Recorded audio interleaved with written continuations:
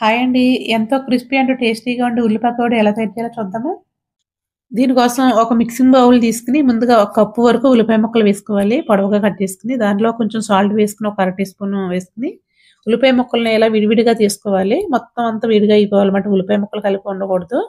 అప్పుడే మనకి ఉల్లి పకోడీ బావుంటుంది. తర్వాత ఒక స్పూన్ వరకు పచ్చిమిర్చి, ఒక స్పూన్ వరకు అల్లం ముక్కలు, ఒక స్పూన్ వరకు జీలకర్ర, కొంచెం కొత్తిమీర, కరివేపాకు, ఒక అరకప్పు వరకు శనగపిండి వేసుకోవాలి. మనకి ఉల్లి పకోడీకి ఉల్లిపాయలు ఎక్కువుండాలి. శనగపిండి తక్కువుండాలి.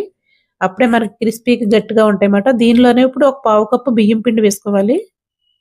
ఇప్పుడు ఒక టీ స్పూన్ వరకు కారం వేసుకొని, కొద్దిగా పసుపు వేసుకొని, ముందేం వాటర్ ఏమి వేయకుండా ఉల్లిపాయల్లో ఉండే తడితోటే ముందు బాగా పీసుకున్న తర్వాత ఒక 2, 3 స్పూన్ల కన్నా ఎక్కువ వేయకూడదు. వాటర్ ఎక్కువైందంటే ఆయిల్ పీల్చేసుకుంటుంది. గట్టిగా క్రిస్పీగా ఉండవన్నమాట. ఆయిల్ ఆయిల్ కింద ఉంటాయి. ఇప్పుడు స్టవ్ పైన ఆయిల్ పెట్టుకొని ఆయిల్ హీట్ అయిన తర్వాత ఇలా పకోడీలా వేసేసుకోవటమే. మంటని మీడియంలో పెట్టుకొని రెండు వైపులా కూడా ఈవెన్‌గా వేయించుకోవాలి. మరి డార్క్ రెడ్ కలర్‌లో వేయించకూడదు. చూడండి ఈ విధంగా వేసుకుంటే సరిపోతుంది. మనకు తీసేసరికి కొంచెం కలర్ వచ్చేస్తాయి శనగపిండి కాబట్టి. అంతేనండి. Please subscribe.